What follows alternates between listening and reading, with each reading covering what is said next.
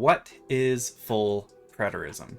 Most people think full preterism is an eschatological position that holds that all prophecy in the Bible has already been fulfilled.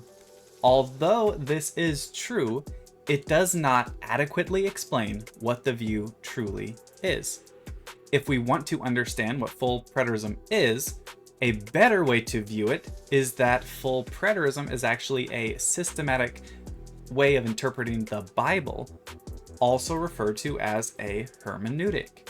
Michael Sullivan has so helpfully observed that full preterism is properly defined and has developed in 3 different areas. First area, time of fulfillment. The New Testament has over 100 different time statements that are all pointing to 70 AD within the generation of Jesus. Number 2, spiritual nature of fulfillment. The kingdom being in or within, and that of apocalyptic or prophetic language being metaphoric or symbolic. It's not to be taken literally. And this is because a lot of the New Testament language that the New Testament authors refer to are actually taken from the Old Testament, and they weren't literal there either. Number 3, it is the organic development or synthesis of the historic church, which is classic amillennialism and the partial preterist view. And they couple that with the Reformation mantra of reformed and always reforming. The way the full preterist hermeneutic works is that the primary focus of a full preterist is to interpret the Bible through the context of its immediate audience.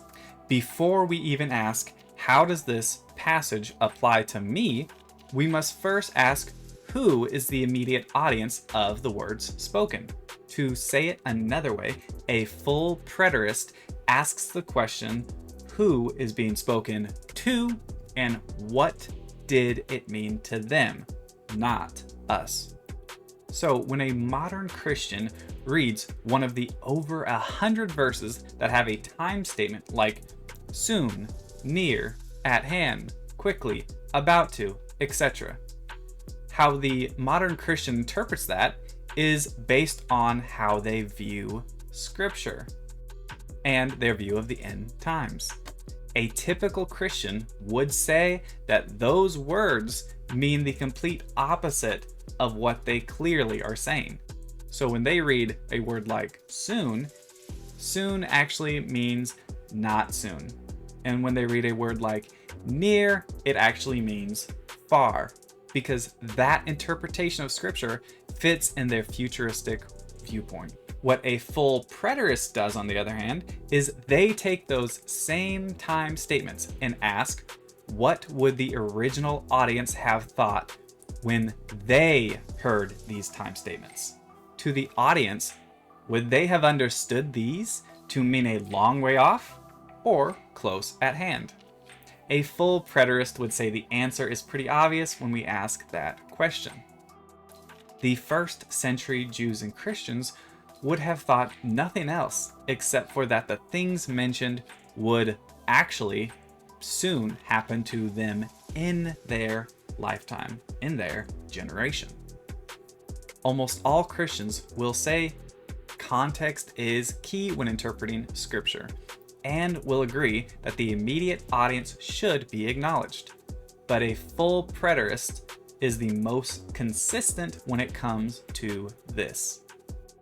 For example, when a full preterist sees a verse like Matthew 24, 33 and 34, we would say that the context is Jesus talking to his disciples, telling them about the destruction of the temple and the end of the age, which, to be fair, most Christians would actually agree with.